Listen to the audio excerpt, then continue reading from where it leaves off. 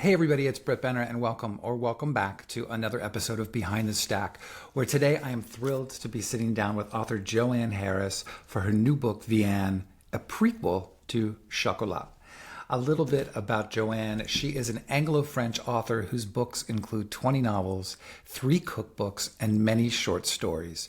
Her work is extremely diverse, covering aspects of magical realism, suspense, historical fiction, mythology, and fantasy. In 2000, her 1990 novel Chocolat was adapted to the screen, starring Juliette Binoche and Johnny Depp. She is an honorary fellow at St. Catherine's College, Cambridge, and in 2022 was awarded an Obie by Queen Elizabeth II. So please enjoy this episode of Behind the Stack. I am absolutely thrilled to be sitting down today with Joanne Harris for her latest book, Vianne, which is just, it's so beautiful. I mean, the word that comes to mind, which I think is pretty apropos for all your books, is sensual. And it's just delightful. So thank you for being here. I'm so glad you liked it. Thank you. Yeah, no, it's just great. Before we get into the book, I was so interested when I was doing my little bit of a deep dive on you that you studied modern and medieval languages when you were in college. And I just found that such an interesting thing, specifically because of where then your career took off. Tell me about that just for a moment. I'm so curious.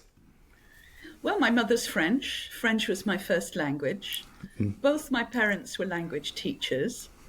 And I think it was determined quite early on in my life that that's what I was going to be as well. And so that particular course of study set me on the path to being a language teacher, which I did for 15 years. But it was an interesting course because you could more or less choose what you wanted to do. And so I chose to do a variety of French and German authors from the 20th century, some German psychotherapists, some French medievalists, some dirty fabliaux from the 13th century, some existentialist theatre.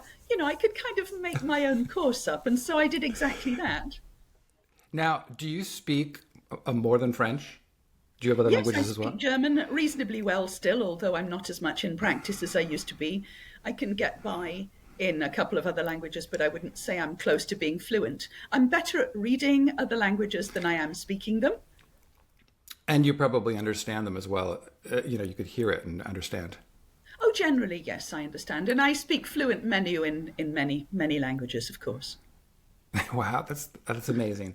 I've taken French for years, and if I was really ambitious, I would have started this in French, but I'm not that ambitious and I'm not that confident.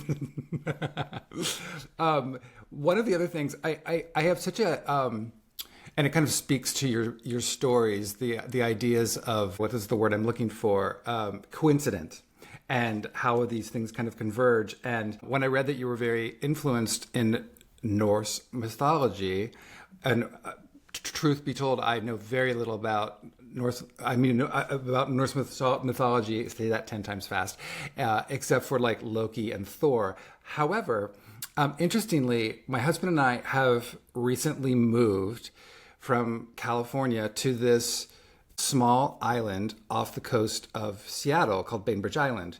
Okay. And the next peninsula that you get to, it's called the Kitsap Peninsula, but there is a small Scandinavian town that they call Little Norway called Polsbo. And yes, we were in it you've heard of it? Yes.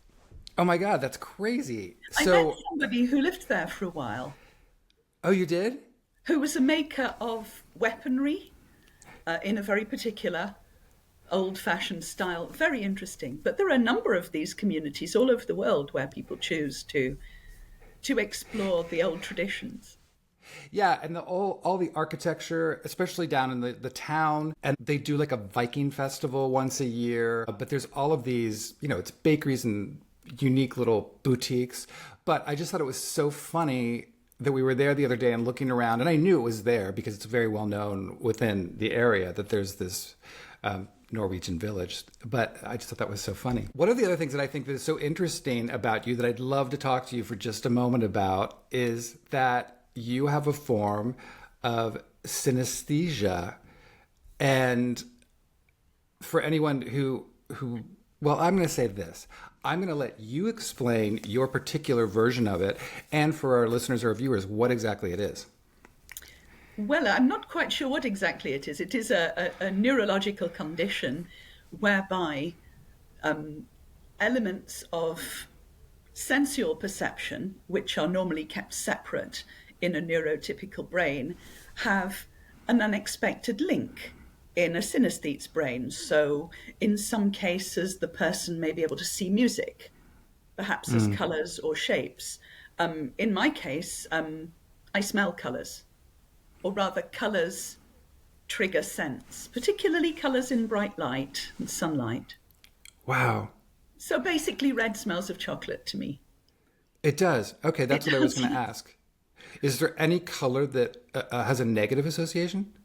Oh, there are a couple of colour combinations. I mean, purple and yellow is a particularly bad one for me. It has a really unpleasant smell of bad fish, which is Wow. unfortunate because here in England there's a train with a yellow and purple livery.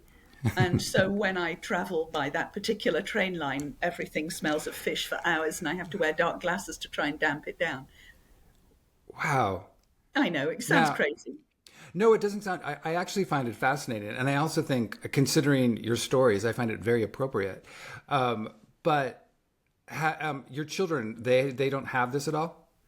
I don't think so. Although when I was a child, I wasn't aware that I was unusual. I just assumed that everybody was like me. I think people do generally Sure. assume that their unique perception of the world is shared by the majority of people. And I think the more we realize that neurodiversity spans a wide spectrum of experience and perception, the more we realize that actually there is no neurotypical.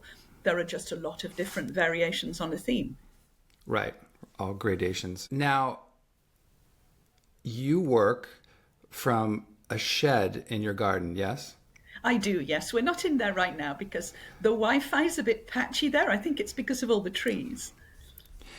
I wanted to read some of these, what you wrote on what you write on Blue Sky. You have a very active social presence on Blue Sky. And so I loved some of these and I wanted to read them. You said the morning the shed is a path in the woods, all garlanded with blackberries. That was the first one I read. But then it went on this morning, the shed is a Paris cafe with a table laid for breakfast. And this morning, the shed is a bookend shaped like the head of a dragon. And this morning, the shed is a lightning rod adorned with fabulous creatures. And this morning, the shed is a rider on the back of a dragonfly flying over a bottomless lake filled with silent reflections. I'm curious, does the shed inform you beforehand of what it will be, or does it reveal itself as you begin to work? The shed has been changing shape and location now ever since it was built about 10 years ago. And when I was still on Twitter, I used to write about the shed every day. And when I didn't do this, people would get in touch with me and say, what's wrong? Why are you not in the shed? What's happening? Is there something wrong with you? And so it has become part of my writing process, if you like. I will go physically to this place, which is a real location as well as a liminal space. And I will write the one sentence that then starts my day off. And sometimes it's reflective of my mood or what's happening around me or the weather or the light or something that I've thought about. And sometimes it reflects the work I'm doing as well. It could be almost anything. All these things are made up on the spot. I don't plan them ahead. So it's like a Zen exercise, if you like, that gets me into the zone. I love that. And I've seen you've posted a few pictures. Usually it's a view from the inside. And I'm wondering, now do you open a window? Do you, depending on weather, I'm sure. I'm just trying to get the sense of you in there in your space. Oh, it has a lot of windows. It has windows on one side where I can get the light. My husband built it for me. It's made out of stone and green oak, so it smells wonderful in there. and it's got underfloor heating just in case it gets really cold in winter. But right now it's not cold at all, and so I can open the window and smell the scents of the garden, which at the moment are mostly apple trees, plum trees, and various ripening fruit. So it's lovely in there. And I did initially intend it to be quite a monastic space, but it's actually become ridiculously full of all my favourite things, and so it's full of kitsch objects. It's where someday when they said she actually was a hoarder and this is how we found out. Are you a gardener? You have gardens, but are you a gardener yourself? Is that something you like to do? I do like it, yes. I mean, I have far too much garden to be able to handle it. And so I have something like 5 acres of garden, which fortunately most of it is woodland because it's an endless Sisyphean struggle against brambles and weeds. But actually, I like its wilderness aspect. So I do enjoy gardening, but I would need to have an awful lot more time to actually make a huge impact on the stuff that needs doing. Yeah, this place again that we moved to, we have 6 acres, and it's very much the same thing. And blackberries are something that encroach on everything, but it almost felt at times as I was reading your book that I was kind of in communion with the book, being where I was in this kind of environment, in this kind of small town, all of this. The other thing that I think is so lovely about you is that you are such a generous writer in terms of what you give to other writers. And I love that you had on there, and maybe you did this previously on Twitter, these what you call unsolicited writer's advice. Yeah, and I think it's just such a generous and beautiful thing and such a great thing. And I would highly encourage anyone who, whether you're a writer or not, to look at it, because it's you talk about great things and you talk about things from a business standpoint, but also from creative standpoints. And I really think it's both generous and beautiful. I know you wrote a book called 10 Things About Writing. I did, yes. I used to, when I was on Twitter, I used to do these series of 10 tweets about writing, and usually they were on request. Somebody would say, oh, can you explain to me about what is it that an agent does, or how to get a film deal, or something like this. And so I'd put these little mini explanations, this little series of tutorials on various things. And I made it into a book during COVID, in fact, when everybody had a little more time, and some people had decided that at that moment they were actually going to settle down to writing that book they'd always wanted to write. And so I made it available as an ebook, and then I brought it out in hardback with a small publisher at the time. Small publishers were struggling rather. And it was a fun thing to do. I really enjoyed it. But I think it's the fact that I was a teacher for 15 years. I think that instinct to tell people things doesn't go away. Sure. One of the things that resonated with me that you said that I loved was you talked about it in terms of a business. And you said, you have to be very sure if this is something you're going to pursue, why and what you're getting into. But it doesn't mean you're not a writer if you're not someone who's pursuing publishing and pursuing going through that machine, yes, as it were. And I love that. Absolutely. I think it's really important for people to understand this because, of course, we live in such a capitalist society, but art and the making of art is the one thing that people have trouble taking seriously unless they're going to make money out of it. And given that so few people do make money out of it, what I'm trying to promote is joy. Because, people have no problems with sport as pleasure. People play tennis, people go swimming, people do park run every Saturday morning, and nobody asks them when they are going to be in the Olympics or when somebody is going to pay them to do it. But with art, it's, are you going to be published? Right. Are you going to do this? And it takes all the joy out of it for some people, which is a pity because these things can be unique and life-enhancing and wonderful in themselves. The joy can be an end in itself, and not everybody wants to be part of the business, which is, frankly, quite stressful and messy, and maybe not for everybody. Yeah, 100%. Okay, so for our listeners and our viewers, do you have somewhat of an elevator pitch for Vianne? I don't know. I don't ride elevators, so I'm not sure I do. But it is, if you like, it's the prequel to Chocolat, which, if you don't know it, is just fine, because actually this book can be your gateway drug into the world of Vianne and her chocolate shop. But this takes the character that we know in Chocolat, who is the daughter of a witch who has travelled all her life around the world, never stopping anywhere, and has felt and has been told for all her life that she is fleeing something, but she doesn't know what it is. Arrives from New York one summer, having just scattered the ashes of her mother into the Hudson River. She's 21, she's pregnant, she doesn't have any skills. She can't cook. She doesn't know the first thing about chocolate. She's not even actually called Vianne. She's called something else at this stage. It is how she becomes Vianne, how she acquires those skills, how she discovers her passion for chocolate, and how she becomes the person she wants to be, rather than the person her mother has tried to mold her into for 21 years. Having never ridden in an elevator, that was excellent. Something that, as you said, that I loved, you said, you and Vianne are both at an age which it's important to look at the past to understand where we've come from in order to move ahead. Can you talk about that for a moment? Yes. I mean, I wasn't really intending to write a prologue. I wasn't even intending to write a sequel to Chocolat, but that was 27 years ago now, and I was somebody different. When I wrote Chocolat, I was the mother of a small child.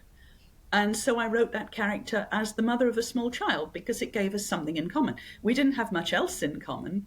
We're very different people. But we have this adventure in motherhood, which continued throughout my child's adolescence and her child's adolescence. She had a second child who had special needs and caused her life to go in a different direction.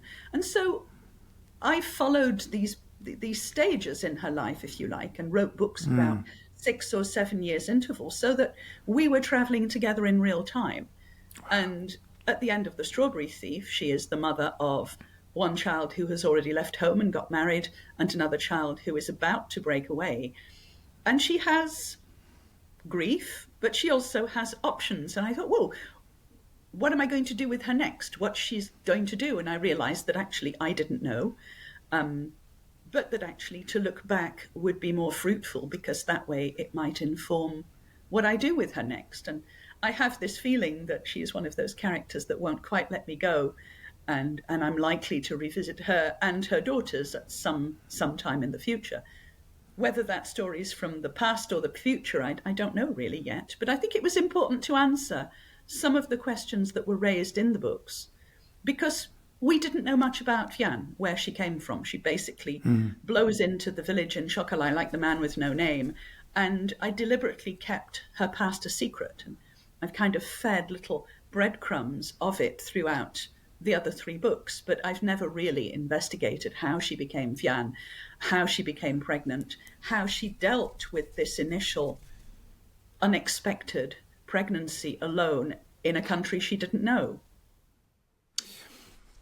It's also so, I love that your life kind of worked in tandem with her life in many ways. And I find that so fascinating. Clearly, I'm coming at this 20 some years late in terms of talking about chocolate and specifically and that whole world.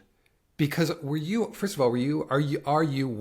someone who cooks, bakes? Is that, because I know subsequently after writing these books, you had 3 cookbooks that have come out as well. Was this something that was always there for you, or is this something that got discovered as you uncovered her? I think the first thing is I'm not the kind of cook that she is. I'm not as good a cook as she is. In fact, as we speak, there is a failed cake sitting in the oven, which was supposed to grow and become fluffy, but it's just lying there in its dish like a pancake floating on a lake of fruit, and it's just the most terrible disaster. So I'm not the same kind of cook that Vianne is, but I do cook. I don't bake very often. That's not my tradition, but I come from a French family of women who cooked and where the kitchen was very much the center of the home. And so as a child, I was always hanging around the kitchen, listening to adults' conversation and watching what they did. And to me, that's part of the nostalgia of writing about France, of writing about my memories of France and the places of my childhood. I think that's a very identifiable thing, though, because I think that the kitchen becomes the heart of the home. I certainly was, for me, when I grew up, only in as much as two things. Every Saturday, my mother used to bake. And I always remember coming down in the morning and I'd smell something, whether it was bananas or something. She would bake something for the week, which probably was why I have such a horrible sweet tooth now.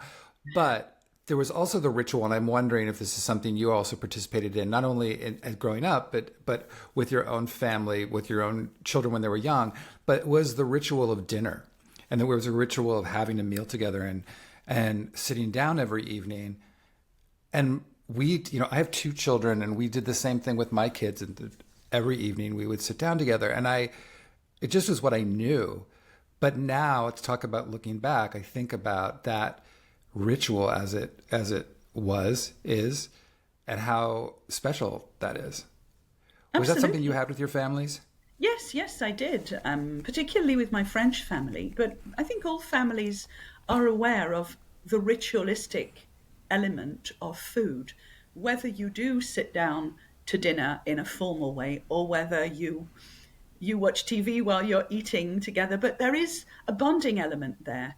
And there is a ritualistic element in preparing the food and setting it out and serving it and sharing it. I think this is important. It brings families together. It brings cultures together too. It's one of those universal but elementary touchstones of experience. We may all come from different backgrounds and cultures, but we all understand food. We understand that food has its traditions, its cultural elements, its nostalgic elements. Nearly everybody has a recipe passed down from somebody, which is special because it was theirs.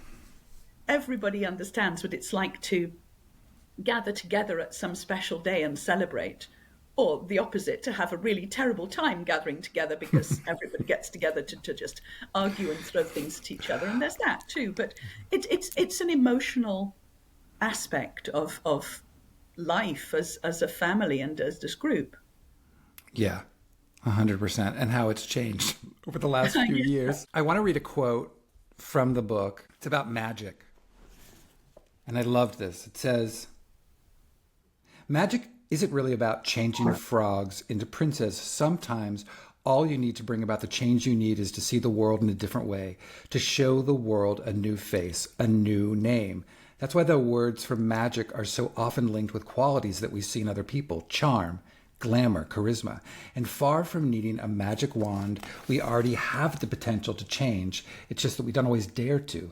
That's why we invest objects and rituals with significance: a set of tarot cards, a spell, a special spoon, a wafer.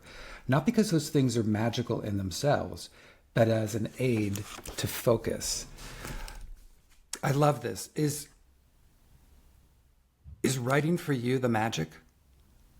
Well, it certainly is a kind of magic. I think if we look at what it consists of, putting these marks on a piece of paper and then sending it off into the world and seeing somebody that we've never met have a reaction, a strong emotional reaction to it, to make them laugh or cry or want to eat chocolate. I mean, that is a form of magic, right? Sure, it's alchemy. A transformative experience. And I think really that's at the bottom of what I think magic is. It's about transformation, about the belief in transformation, the belief that you can transform yourself, the world, the way other people see you. And so the magic that I write about is generally this humble domestic magic, which is very much to do with accessing qualities that exist in you already and bringing them out. Yes.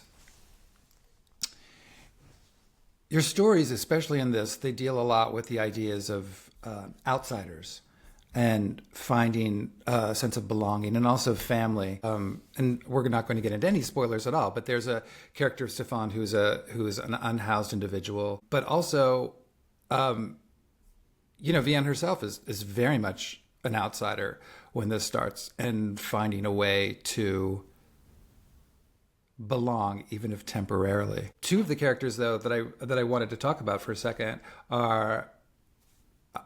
I'm imagining. Do you pronounce it as I'm just saying this? Is it Guy? I would say, being the big American guy, and Mohamed, but I imagine it's Guy for you, right? It would be, in French, it would be Guy and Mamed, yes. Yes. Yes, I love those two. Yeah, and I talk about them for a moment and why the decision of this is, I don't think this is a spoiler, but they are a couple, and it's really beautiful, and it's very quiet and unexpected. Talk about the decision to include them and where that came for you. I think it was a very natural, organic decision. Initially, when I wrote the book, I didn't know who had introduced Vianne to chocolate, because Vianne is somebody whose mother never bought chocolate because it was an unnecessary extravagance when she was young. And so she doesn't really know anything about chocolate. She doesn't have a taste for it. When she first tries proper, organic, homemade chocolate, she doesn't like it.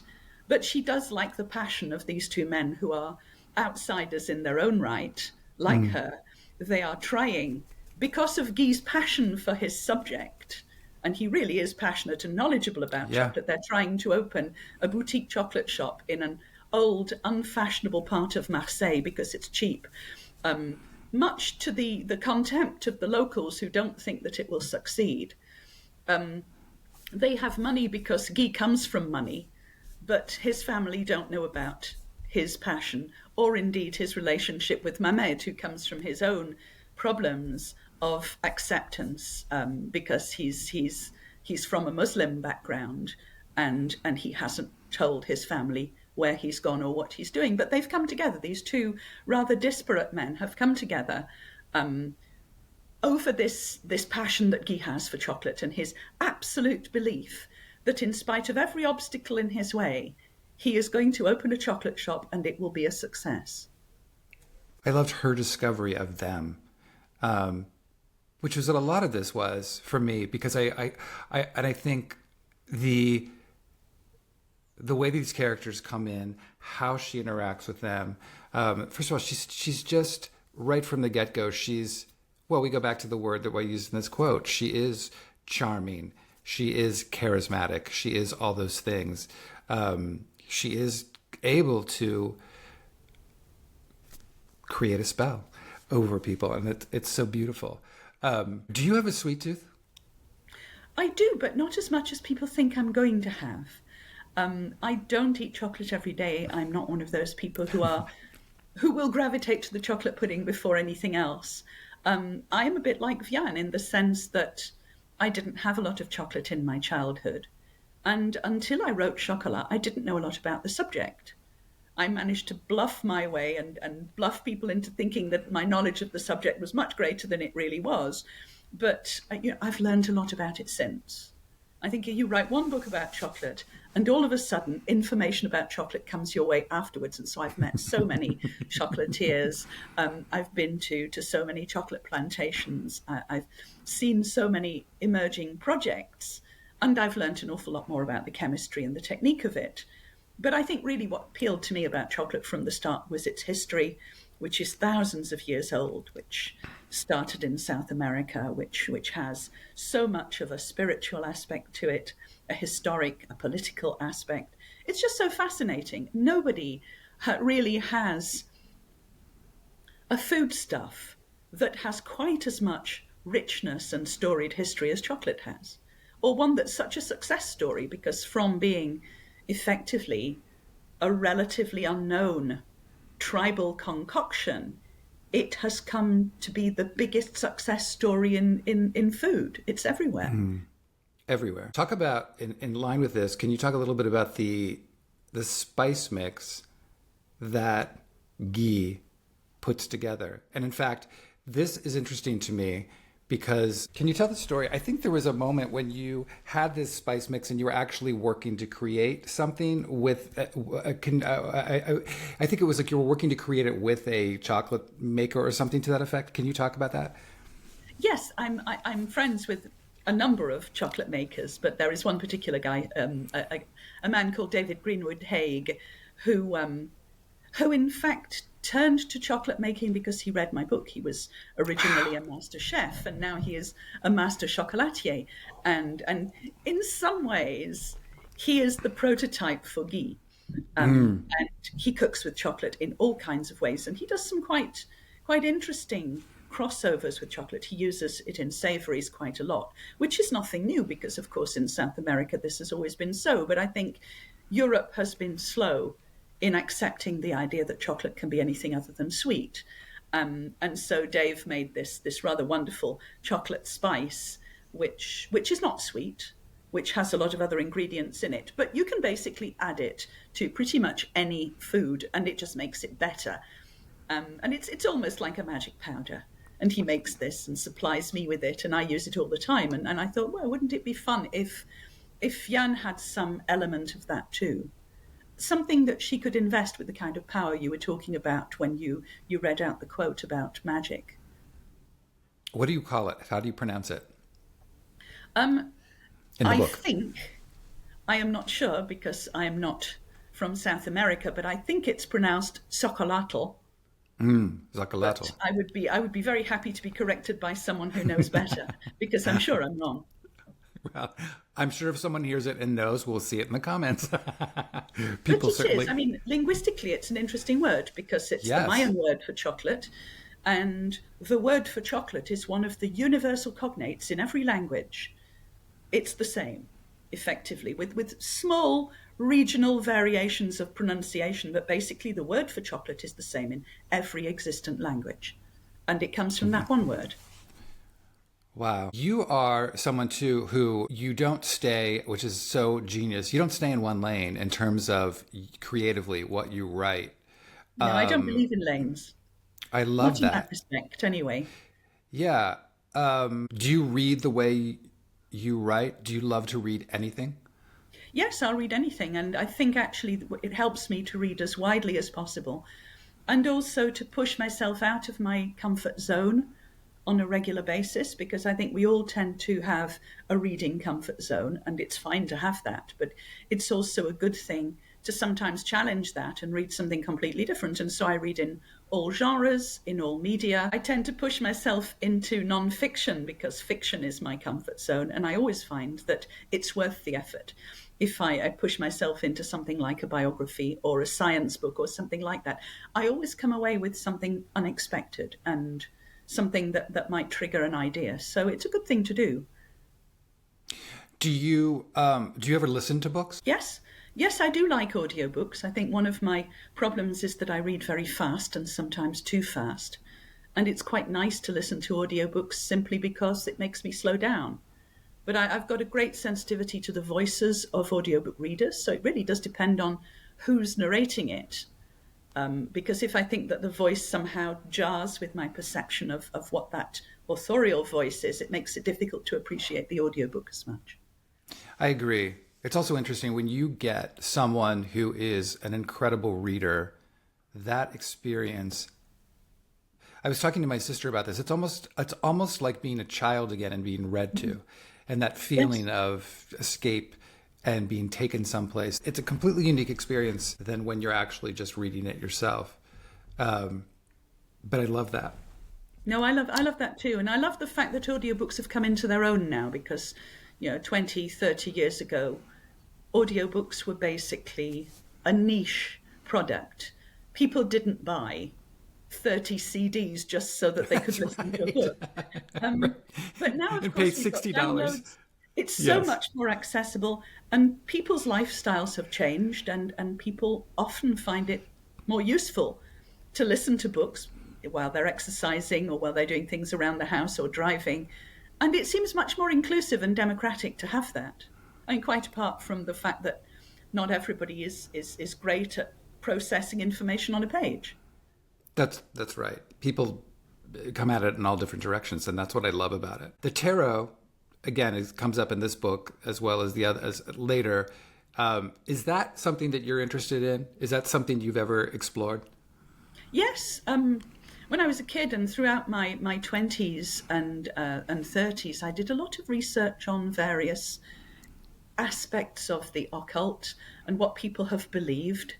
And the directions they've taken in terms of interpreting their lives and the future and their concept of the divine. And so, I mean, this has been a kind of lifelong study with me. And so I've looked at tarot cards and runes and the I Ching and all sorts of areas of divination, but also mostly areas of belief, because I think, faith and superstition are on a kind of arc of time. Something, one person's belief can be somebody else's myth, depending on where on the timeline you find yourself. And so I just find it interesting to look at what people believe and have believed and how that impacts on their behavior. Because I did a lot of study of German psychiatrists and psychologists when I was a student at Cambridge, I kind of tied that into that study too, because Jung particularly was very interested in folklore and folkloric archetypes and the occult and what that meant in terms of processing what happens to the brain. So yeah, I got interested in that, and some of it got introduced into my writing for that reason, I think. Interesting. Okay, so now that Vianne is already out in the world in the UK and it is about to land here in the US, have you found now, looking back, that it's inspiring of what could go forward, or you're not quite sure yet? And certainly I'm not asking you to say, oh, this is what's going to happen, or I've thought of it, but I'm just thinking, has it inspired anything in terms of what could be next for her? I think I have a lot of possibilities. Usually these books are about 5 or 6 years between episodes, and so I've got time to think about this, but I think I have some choices. And a lot of people have been saying, well, will there be another prequel between Vianne and Chocolat, because there's obviously space for one. Yeah. So there's an appetite for that, and it might be quite interesting. I mean, I would be interested to go into the story of Vianne's mother, because Vianne knows very little about her, and so we know very little about her too. And it would be interesting to go to that. Or it would also be interesting to follow her daughters into later life. They have stories to tell which are barely explored yet. So there are lots of possibilities. I think all I know is that she will probably not leave me alone for long. And at some point she'll come knocking on my door saying, here's a story, I want you to tell it. So until then, we'll just wait and see. I love that. Well, the book is so lovely. Please, everyone, buy independent if you can, but buy the book. It's, again, so sensual. I would say at least have a nice cup of hot chocolate when you're reading it, because you're going to end up being hungry at some point, because I certainly was. Joanne Harris, you are a delight. Thank you so much for spending a little time with me today, and congratulations on all your successes, but this one as well, which was just picked as both an Oprah pick of one of the books of fall and a People magazine pick as well. So congratulations on that as well. Well, thank you. Thank you so much.